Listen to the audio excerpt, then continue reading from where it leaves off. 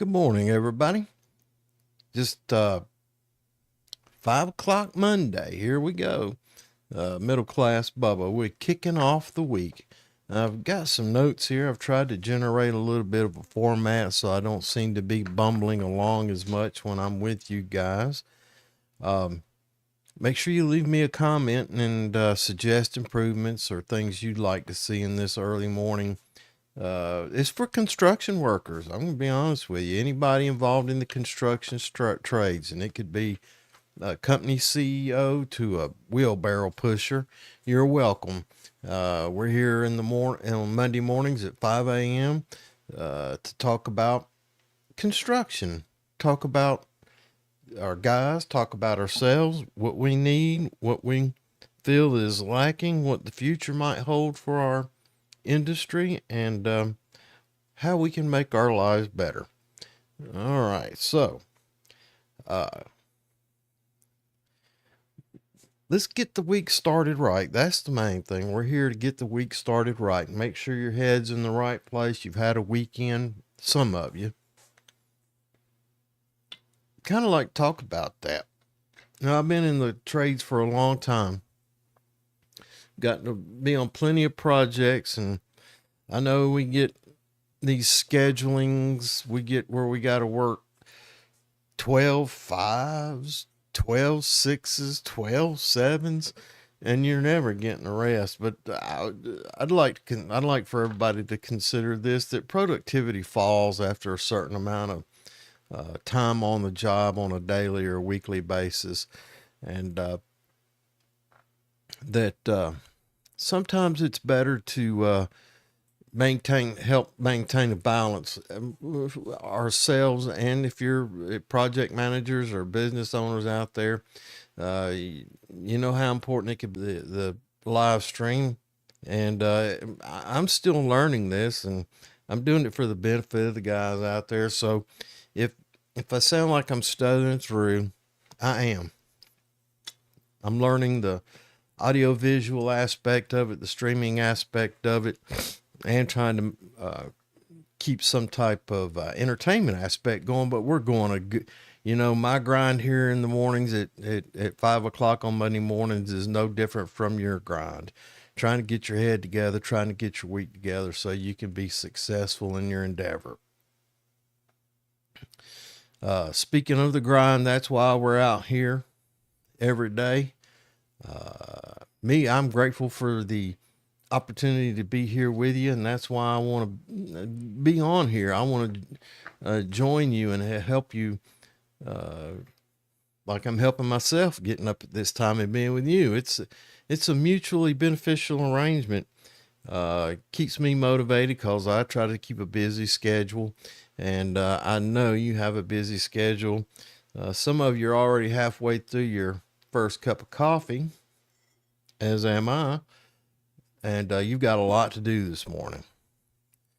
If you're a superintendent or foreman, you may be rolling out to get to the shop to pick up supplies, to get to a distributor to pick up materials, on the way to pick up some guys and get them to the job site with you, having the conversations while you're riding in the pickup truck.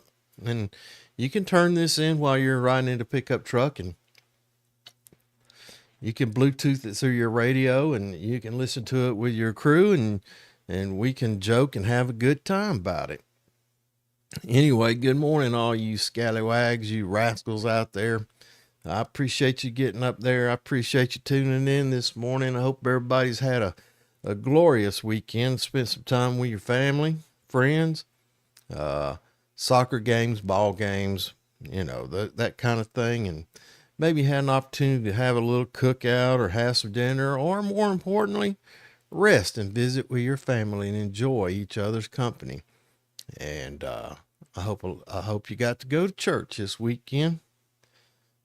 Church is important. The spiritual life of an individual is just important as anything else that he does in his life. He has to maintain his spirituality, because that in turn helps him maintain his outlook in life. Anyway, let's make this week count, make this day count, make your life count. Uh, you know, it takes a lot of discipline to get out there and get hustling, and I want us all to remember to take pride in the process, take pride in what we do. When you put your hands onto something, it's a part of you, and your performance of that work should reflect who you are, and it should be a good reflection. And I hope you're working at that every day to make what you touch the best that can be done. And it takes a great deal of mental toughness to get up every day and get after it and get rolling to where you're going. Make sure you got all the stuff you need, and that mental toughness that it requires to recover from the weekend and get your head back in the game. Make sure you understand. Make sure your supervisor goes over and with you on a daily basis and make sure that he fills out the pre-task plan or the pre-job brief or whatever you want to call it, outlining what the work you'll be doing for the day is, what those hazards are that are associated with the task you'll be doing, and making sure that we understand how we're going to mitigate those risks. That's very important. We want to make sure that we go home is in good shape. Monday morning. We want you to go home safe and sound every day at the end of the day. Go back home to your families. When you gather in the mornings on your job site for your safety meetings or your pre-task plan meeting, take that opportunity to look into the face of your co-workers. Take an opportunity to look in and make a judgment on how well they're doing. They could be exhausted. And that's one thing that I'll be talking about this week in the Toolbox Safety Talk on the other channel is that I'm going to call it micro sleeping.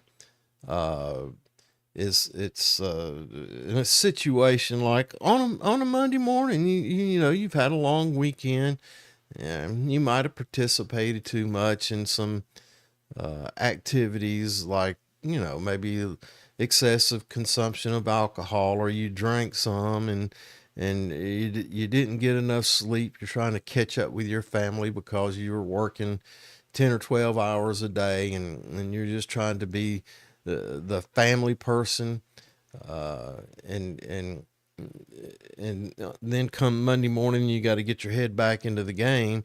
And sometimes it's hard to keep your concentration early in the morning. I know we use things to get ourselves going, like the monster drinks, and guys, y'all need to chill out on those monster drinks. I know they make you feel like you got a bump, but that's artificial. That's not really what you need. You need to have good rest and good diet and regular sleep patterns. That'll make a world of difference in your attitude and your ability to perform on the job. But anyway,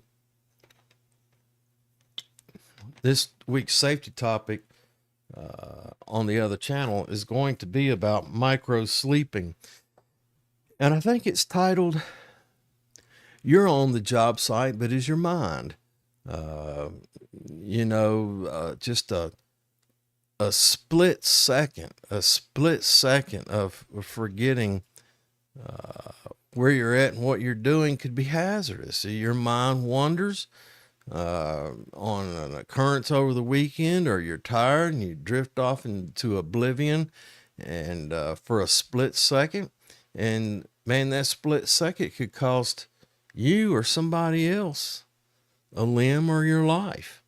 So be aware of that drowsiness, and be aware and take a look at the things you're doing in your life and how you might be able to make some changes to make you a naturally more productive and an awake person.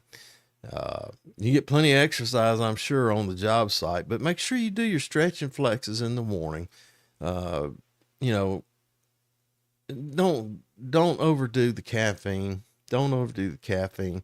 Make sure you have proper hydration, especially in this hot weather. We'll talk about weather in a minute, but proper nutrition, proper hydration, and you'll find you'll need less and less coffee. Now, I drink coffee. I've already had a half a cup this morning, and I've got another one. Yeah, I'll show you. I got another one right here. And a lot of times I don't even finish the other one. So I'm microdosing on caffeine all day long. Number one, it's a habit. And I drink lots of water. And a bottle of water. I'll fill this up at least one more time today. And I've got a couple bottles in the truck, in my pickup truck. When I take off the garbage this morning, go for a hike and do a couple of errands around town, I'll have a bottle of water, and I'll either hit the coffee can, I call it a coffee can, or the water bottle numerous times throughout the day. And you should be doing the same thing. You should, with the weather turning like it is, I think it's 8 ounces an hour at least. But if you sweat profusely, or if you're really in putting in the work, you might need to increase that intake. Make sure if you're feeling thirsty, you're already behind. So make sure you stay hydrated. And along with that, guys, the darn bottles on the job site. And I don't mean to sound like a boss, and I don't mean to sound like your supervisor, but those darn water bottles, number one, is hazardous. Because you get them half empty and they put the lid on them and leave them laying around, and then somebody will bump them and they'll get to rolling and the wind will blow them around, and next thing you know, somebody has stepped on it and it has rolled out from under them and they've had a fall. Don't ask me how I know. I just know. And the next thing is guys, as you're going through your day, respect each other. Respect your foreman. He's out there trying to get something done. Now, if he's being a real dickhead about it, I don't mind calling somebody out for being a dickhead, but still do it in a respectful way. And he's under a lot of pressure. Your foreman and superintendents, they're under a lot of pressure to get certain things done. And tell them hey, look, man, I know you got a lot of pressure on you, but you get a lot more from me if you speak to me in a respectful manner. And then in that sense, you need to be respectful of yourself. People are going to view you by the way you behave. And not only respect your supervisors and yourself, but respect your tools. I've seen so many times where people disrespect their tools, carry them by the cords. Well, we're getting more and more in the batteries, but throwing their tools down, not taking care of their equipment, and then it's broken, and then the guy's standing there and go, I don't have the Sawzall. I don't have a drill, because somebody has took it out of the tool room and destroyed it through misuse or whatever. So respect yourself and respect your tools, and respect your trade. I don't care whether you're pushing a wheelbarrow or you're a qualified journeyman electrician. All the respect your trade. Remember, you're out there doing something that is going to last, supposed to last a long time. Um, let's not build a a let's not build something for it to fall apart in rapid fashion. Let's take pride in our work and know the things that we're building are supposed to stand a long time. And let's do our part to ensure that we have done it the best way that can be done. And take care of all of that. Be respectful in all things. Now, this past week, I did a toolbox topic on confined space. Now, so all of us at one point in our time, and some of us spend all of our time working in confined spaces, and they can be tricky. Now, don't get me wrong, most of the time they're just routine. But we have to follow certain processes so that we don't get caught up by complacency and end up hurting ourselves or others by not following processes and procedures. Now,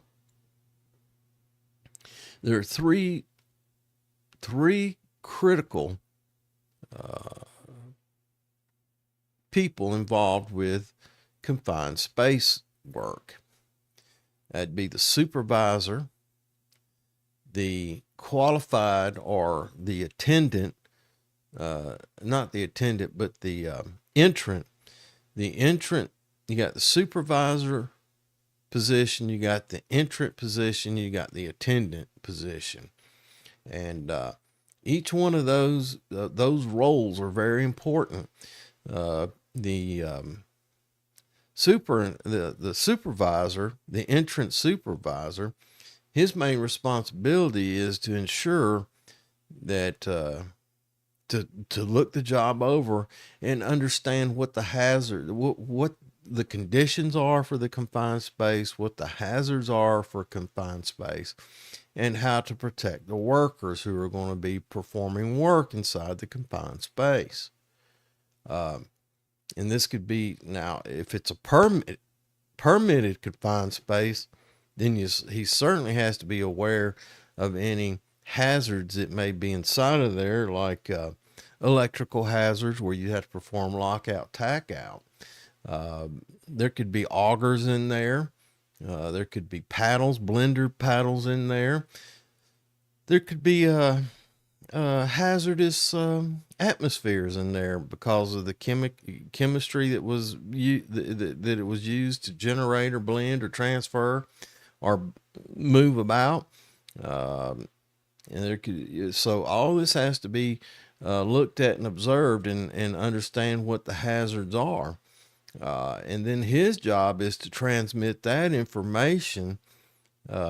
Also check the atmosphere, make sure the lockout tagout is performed as necessary. And then his next job is to transmit all that information to the entrance and the attendant. Now, if you're an entrant, you need to understand those hazards and have the proper PPE, and your supervisor is responsible for making sure you know what the proper PPE is when you enter that, and pay attention to what he's telling you. There should be a posting of what those hazards are to remind you before you enter in, for make sure you've got the proper PPE and the tools when you enter that confined space, and make sure they're in compliance with the hazard, you know. And the attendant, that's an often overlooked role. The attendant is the guy who sits there at the entry of that and keeps an eye on you entrance and makes sure that you're not experiencing any difficulties. And if you are, then it's his job to sound the alarm and to help initiate rescue procedures to get you guys out of there in case something terrible were to happen. Now, attendant, your job is is just as important as the other roles. Uh, you have to sit at that entryway and monitor not only the guys inside, but you have to monitor the perimeter of the area and make sure that no unauthorized people enter into the area and place themselves at risk, as well as placing additional hazards on you for them being in there. So, entrance, take your role seriously. I know it's sometimes a bitch to sit there all day long while them other guys are getting shake and move, and you're at that entryway. Feels like twiddling your thumbs. I know what it feels like. It's hot and all kinds of things, but your job is important, and see it as such. Anyway, that's what we've talked about this past week. If you guys have any particular safety concerns that you have, put them in the comments, and we'll certainly talk about them. We can give some guidance and insight. And others who are watching could share their experiences and make us a better, more productive, and safe working outfit. So, and another thing about this is strange. Incident in confined spaces a lot of times are multiple injuries and fatalities, because people will rush in to help without understanding what the hazards are, and themselves become a victim. And it increases the effort for rescue because they did such a thing. So you have multiple people injured or multiple fatalities because people, in their good naturedness of wanting to help, rush in without understanding what the hazards or the risk are. So that's another thing. And so remember, look out for confined spaces. And when you walk by and you see a sign somewhere that says confined space, just think about it in a minute as you walk by and what all that entails. Whether it's a permit required or now, just be prepared. Be prepared. All right. Now, weather. It is going to be a little warmer in the southeast, and I'm in North Georgia, and I do most of my work in the southeastern region.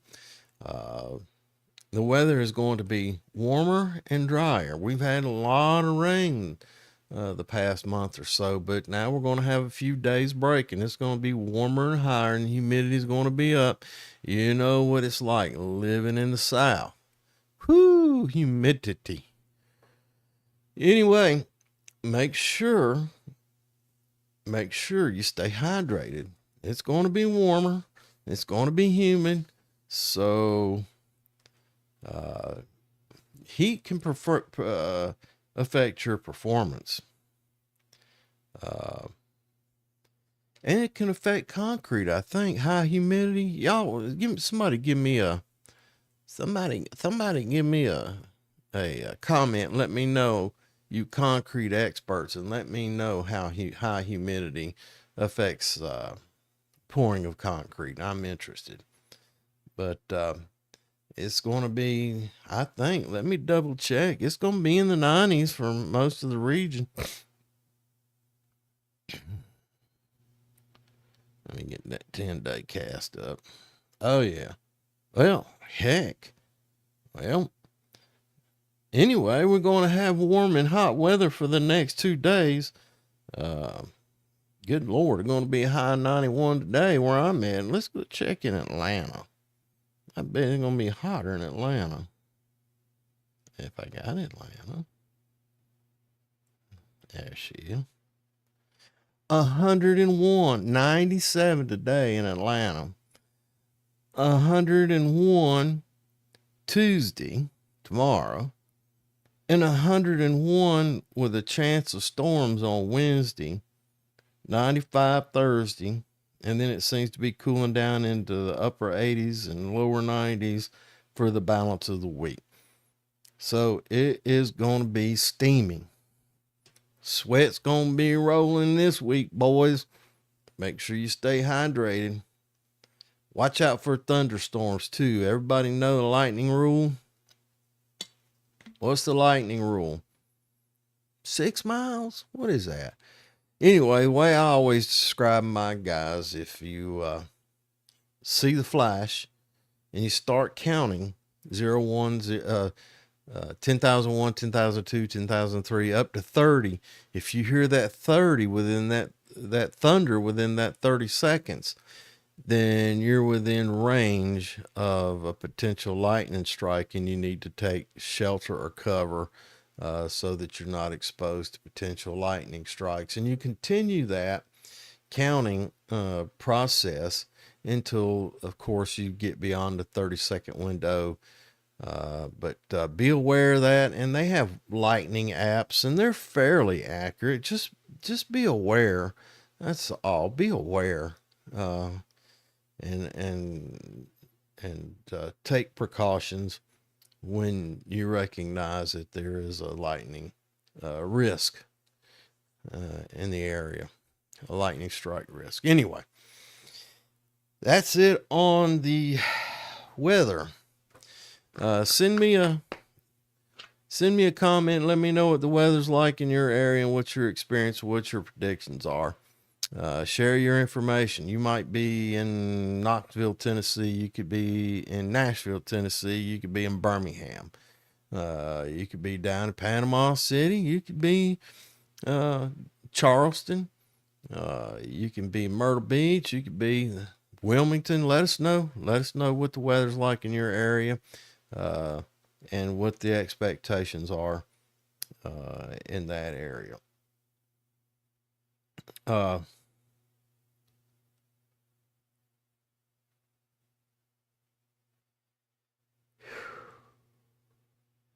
Let's talk about maybe some challenges you might face this week on the job site.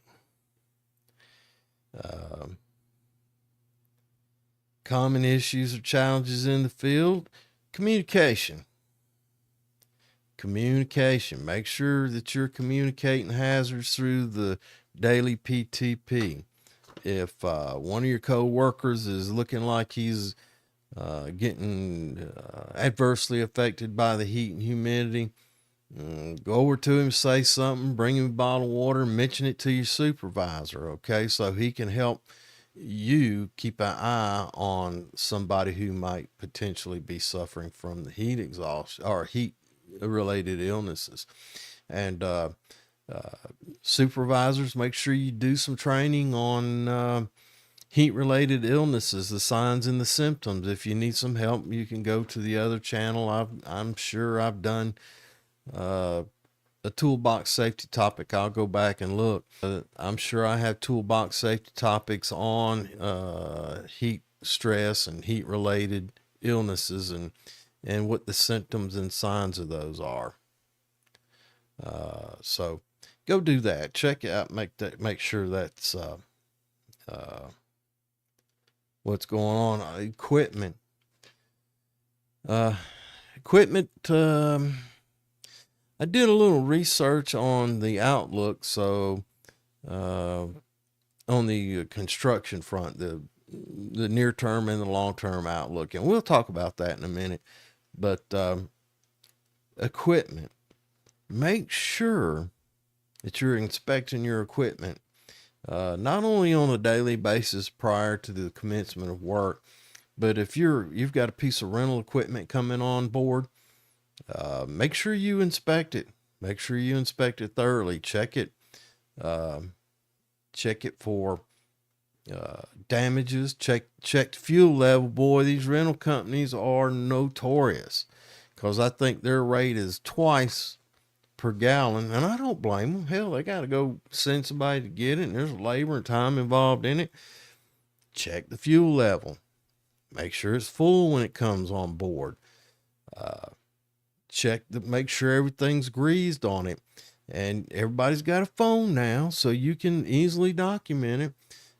You should document your inspection and look for damages, look for scratches, dings, because those rental companies, they like to, I've seen them do it before. I've had a job where piece of equipment came onto the job, and we documented everything about it. And there was a damage on a quarter panel. And then I had them come and relocate it to another job for me. And then when I called it off, they tried to bill both jobs for the damage on that quarter panel. I called them up and I said, here's some photographs. Here's my inspection. I don't know what you guys are trying to pull here, but here's what it looked like when it came on my job site. Here's what it looked like when it left the first job site. Here's what it looked like when it arrived at the second job site. And this is what it looked like when it left the second job site. And that damage was there when it got to my first job site. And you're billing me damages for when it left the first job site and when it left the second job site. And that's just a process that we have to go through. Their driver was doing his job, inspecting the equipment, and we were doing our job. So when we had that conflict, because my guys did the right thing and performed those equipment inspections, we had something to talk about. And that does a couple different things. It really does develop a better relationship with your vendor. If they realize that, hey man, these guys inspect their equipment and document it, we level of trust. And it also creates complacency sometimes, because then the vendor go, well, you ain't got to worry about that guy. He always takes care of it. And that might be time I might not take care of it. So anyway, everybody do your job and inspect your equipment. And the next thing we always talk about on this is, these are job site challenges. Changes in scope of work. This is always such a fun thing to participate in. Project manager's not on site, superintendent's on site. And superintendent, and then even to the guys in the field. Everybody's trying to do a good job. I understand that, but you got to be careful. OGC, he can come up to you and say, hey, we need this over here done right now today so we can get another contractor in there. And an eager superintendent or a guy in the field, boy, he'll break off what he's doing and go take care of that. Come to find out, it wasn't even in the scope. Wasn't even in your area to be doing. And we went and performed work. And hell, the supervisor may not say anything to the project manager about it. And then all of a sudden we're doing free work all over the place. Hell, I've been working with demolition companies for over the years, and GCs think they're just housekeepers. I've seen them have my guys on a floor we had nothing to do with up there cleaning up stuff. I get mad. Well, hey man, what you doing? I need this cleaned up. It ain't my scope. Why are you working on that floor? Why you telling my guys to go up there? Number one, you ought not be telling my guys as a GC anything. You need to be talking to the supervisor and the project manager, not just grabbing up one of my laborers and start getting him to do things for you like he's your own private guy. Hell, that slows down my production, which costs me more money. I know it helps you out, but doggone, man. Anyway, watch out for those changes in scope. So those are some of the stories and things I've experienced in the past. Yeah, don't. But uh, I joke about it. Go stomping up to the GC and, what are you doing, man? How come? That's not really the approach I use. You go and you ask respectfully, say, help me out here. Do we have work on the third floor in the scope of work? I've been through the scope and I didn't see anything. Help me out. Okay, well, we don't. Okay, because I see two of my guys up there sweeping floors and picking up trash, and I don't understand why they're up there. Oh, I asked them to do that. So it'd be okay if I go ahead and charge you out their labor rate to do that. That's cool, right? Anyway, uh, let's take a comic relief moment, and here's a joke for you. How come construction workers never get lost? They always follow the plan, even when it's upside down. I know there's more. There's funnier ones out there. If you got a good joke, send it to me in the comments, and let's share it with the rest of the guys. Woo! Anybody yawning yet this morning? Ooh, I know I am. Well, we're out there rolling, boys. Now, I from time to time research my industry, and I did a little research this past yesterday on Sunday afternoon, and there's going to be a lot of work over the next 10 years in the construction. There's some challenges out there now. We're probably going to see not a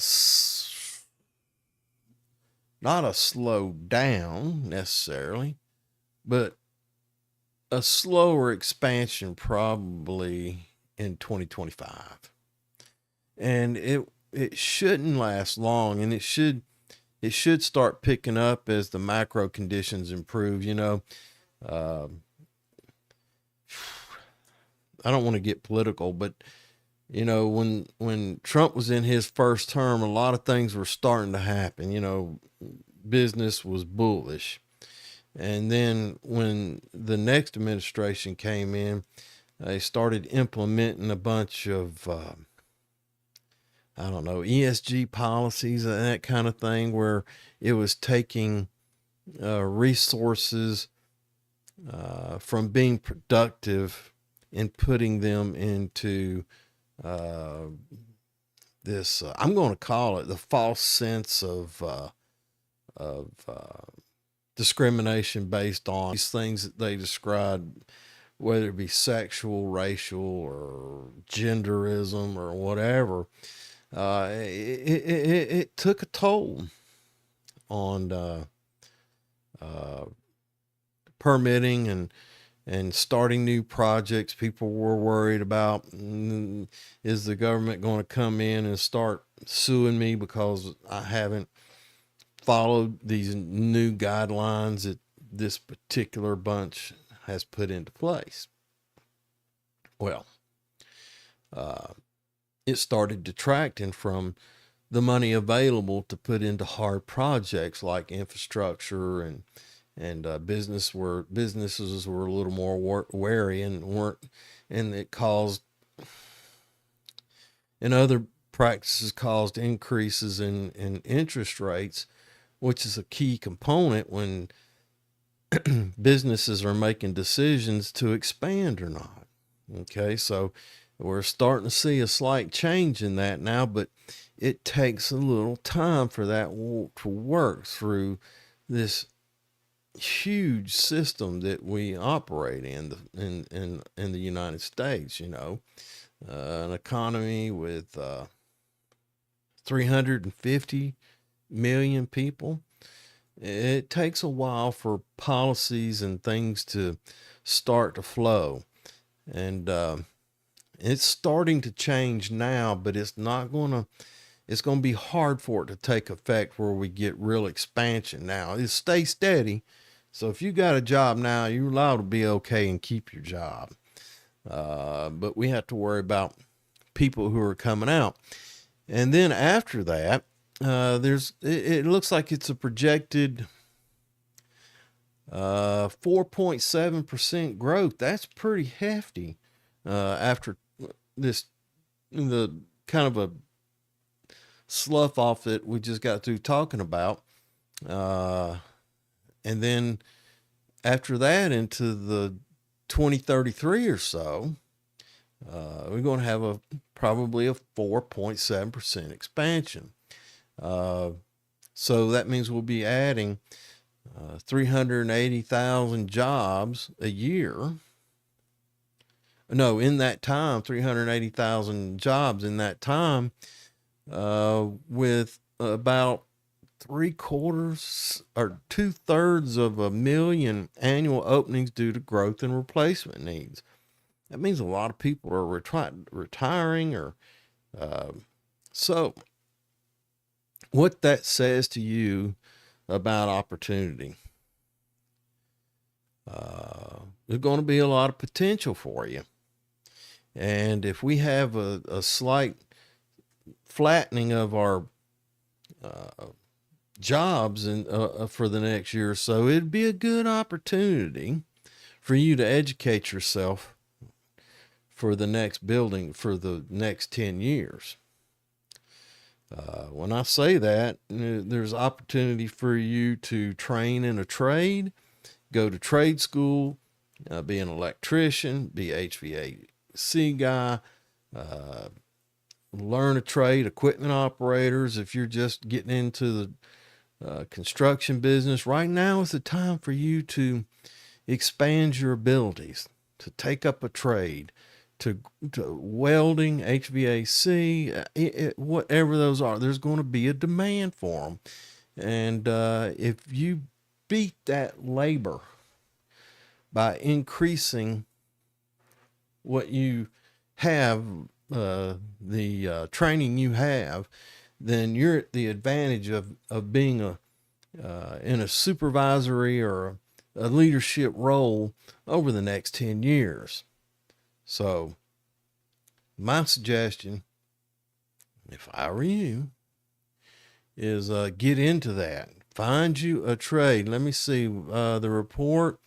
It's going to be strong demand in industrial logistics and the office sector. Now, the office sector, because of the changes, and I know this is technical and you might not want to hear it, but I'm trying to give you insight into where your opportunities might lie in the next 10 years as a guy just getting into the construction or the trades.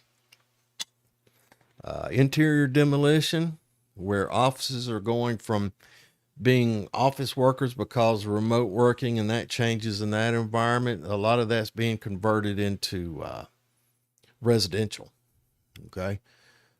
So there's going to be a lot of interior demolition, specialty demolition, where they go in and take out the interior of the building, do some redesign and remodel where they convert it from office space to residential space.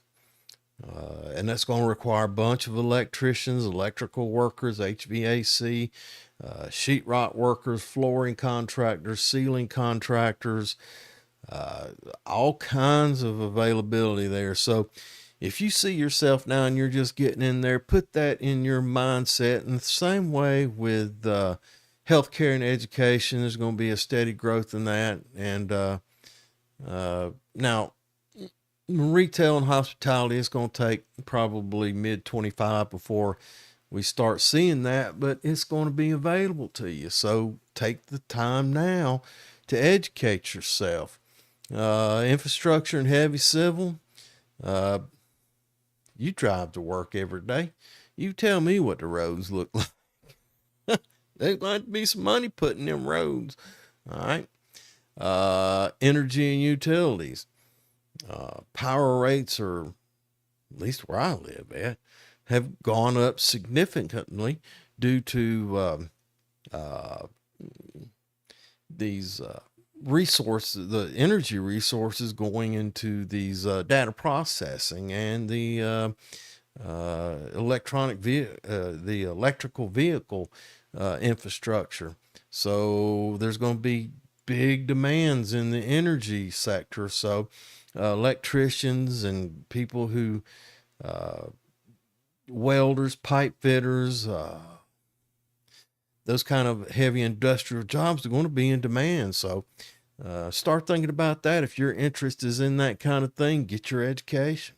Spend the next year, I know, working 10, 12 hours a day and then trying to go to school. One of the lessons I learned early, a wealthy man told me. He said, how'd he put it? He said, would you work for me for free for 1 year if you could make $1 million a year every year thereafter? Of course I would. You might have to do something else. You might starve, but the effort you're putting in is for the future, not for now.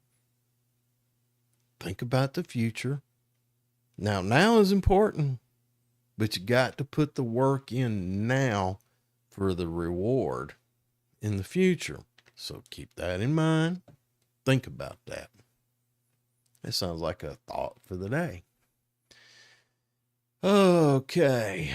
Like I said, the biggest winners are going to be renewable and grid modernization firms and digital tech firms, and all these things are going to be and here's it looks like electrical contractors and wiring installers are going to be the largest demand for labor. You know what big demand equals, right? Big demand equals higher pay. Okay. And then plumbing, HV. We got a lot of aging systems. It looks like that's going to experience a greater growth than the overall construction industry. It looks like a 6% growth in the plumbing trades, in the plumbing, heating, and ventilation. HVAC, plumbing and HVAC. Those are going to have a 6% increase over the next 10 years. That means it's going to need 6 people for every 100 more. So if you're in that mindset of an electrician, get your education. HVAC, get your education, or plumbing, get your education. Go ahead and find a trade school. And some of the drivers are like that. It's going to be solar and wind, depending on federal and state incentives, of course, and that may change somewhere, but doesn't change if you're an electrician. And then there's going to be everybody's going to need a demand. So get out there, get after it, guys. Anyway,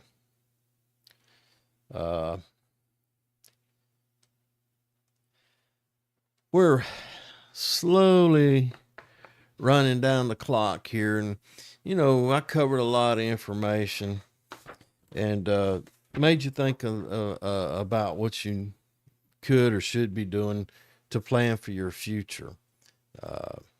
One thing I'd like to add into that is, no matter where you are or what you're doing, whether you're the guy who's hadn't made enough money yet to afford a wife and a family and just a young man pushing a wheelbarrow, um, be grateful. Be grateful that you have this opportunity. Don't look at it as a job. A job is a job, but an opportunity is something totally different. If you're pushing a wheelbarrow, and even if it's for a mom and pop, if you do the very best job that can be done pushing a wheelbarrow or sweeping floors, and keep a good attitude and express gratitude for the opportunity you have to be doing what you're doing, combined with your search for specialized knowledge to increase your value, that's a tremendous gift that you can have for yourself. It will provide you with so many things. So make sure you have a grateful heart in all of these things that you're pursuing. Let me change my camera angle a little bit. Uh-oh. I need to change that a little bit, don't I? And I can come back this way. Yeah, sorry about that, guys. I'm trying to make it as appealing, the visual as appealing as possible. So back to being grateful. Be grateful for the opportunity you have. Be grateful for the opportunity you have to improve yourself. Uh, you know, the demand and the hype for college education is fading quickly, and the demand and promotion of the trades are accelerating. So go ahead, find your trade, find a trade school. Look at all the trades around you. If you're sweeping a floor, look at all the trades around you. Which one appeals to you? Talk to those guys performing that work. Ask them how they got started, and begin your own journey to find who you are in this life. That mindset is the most important thing you can have. Uh, you might be dirty, tired, and sore by Friday, but you're also building something real, something that matters. All right. Man, I don't think I've had any viewers this morning. Well, if you're flipping through and you catch this podcast and you find some interest in it, make sure you leave me a comment. I'd like to make this live stream something that people can look forward to get together on a Monday morning and get ourselves motivated and outshine the average bear. I want us to be people, men and women, who are respected, always have their face turned to the beautiful side of life, and make a difference in other people's lives. Don't be the bear. Don't be the guy who's always a grump. Be the guy who smiles. Ask how you doing. And yeah, there's always going to be some knucklehead who's going to say something ugly to you. And I've seen so many people shut down because somebody did that to them. Don't be that guy. Be happy in spite of them. Maybe you'll influence them to change their ways. And remember, we're here to build something better. Anybody got birthdays today? Happy birthday, happy anniversary. The main thing is,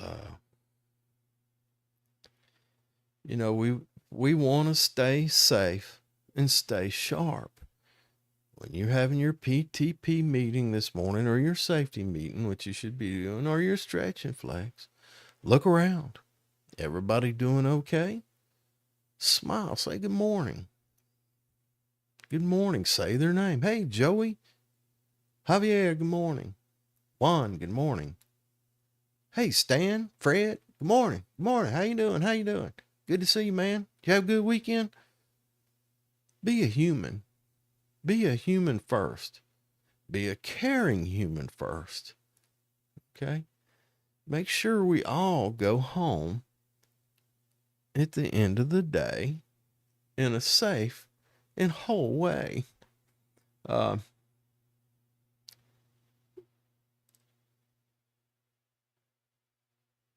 Stay sharp. Make sure when your supervisor walks up to you and says, hey man, I need this and this and this, you go, okay, I'll get that done. Make sure you understand. Say, you want me to do that's one thing I always talk about when I'm in the field is that three-way communication. And we're winding down here, so I'd like to cover this anyway. Three-way communication. Three-way communication is the instruction is issued.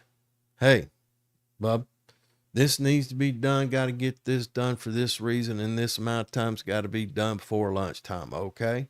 And I need you to do it this way, and this way. The person receiving the information repeats that. Okay, we need to get this done, and this done. We need to get it done for lunch. We need to get it done this way.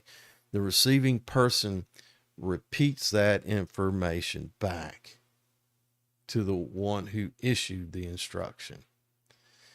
And the person who issued the instruction answers to the affirmative. That's right. You got it.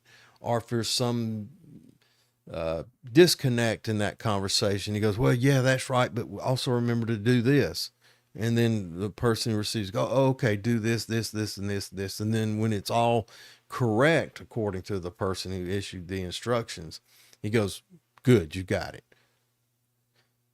Okay, that's good, proper communication. Make sure we work on having those good, proper communications. So stay sharp. Stay sharp. Let that supervisor, let that GC, let that project manager know that you're here to perform the work in a safe, timely, and efficient manner, and that his job is the most important job that you have today. Because you can't do but one thing at a time. Might as well make his job the most important one, right? Timeliness. Stay on time. Stay on time. If start time is 7 a.m., make an effort to be there a few minutes before 7. That says volumes about who you are. It's far better to show up 5 minutes early and 5 minutes late where I come from. I don't, and I insist that my guys use peer pressure, and somebody shows up late, I'll say, when he shows up, everybody at the same time look at their watch and go, and that lesson normally takes hold pretty quick, and people start showing up on time. That's important. Be on time. And when you get back from lunch, get back from lunch on time. We need you there. People need to see that you take your work seriously. Do it. Be on time. Anyway, looks like I have talked this hour away. I want to say to each and every one of you, thank you for stopping by, and thank you for tuning in and watching. But the most important thing that you can do every day is be grateful. So, in closing, as always, have a grateful day, and we'll see you next